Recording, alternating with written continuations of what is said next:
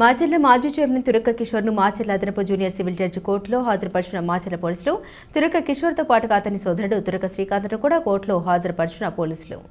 ఎన్నికల వేళ మాచర్ల పట్టణంలో పీడబ్ల్యూడీ కాలనీలో టీడీపీ నేత యనమల కేశవరెడ్డి ఇంటిపై దాడి చేసిన ఘటనలో మాచర్ల మాజీ మున్సిపల్ చైర్మన్ తురక కిషోర్ను మరియు అతని సోదరుడు తురక శ్రీకాంత్ను 14 రోజుల రిమాండ్కు ఆదేశించిన మాచర్ల అదనపు జూనియర్ సివిల్ జడ్జి తురక కిషోర్ అతని సోదరుడు శ్రీకాంత్ను నెల్లూరు జిల్లా జైలుకు తరలింపు. తురక కిషోర్పై క్రైమ్ నెంబర్ 79/24లో టీడీపీ నేత కేశవరెడ్డి ఇంటిపై దాడి చేసి గాయపరిచి దాడి చేసిన ఘటనలో తురక కిషోర్ అతని సోదరుడు శ్రీకాంత్లకు మాచర్ల అదనపు జూనియర్ సివిల్ జడ్జి కోర్టు న్యాయమూర్తి పల్లెపోగు ప్రశాంత్ 14 రోజుల రిమాండ్ విధించారు.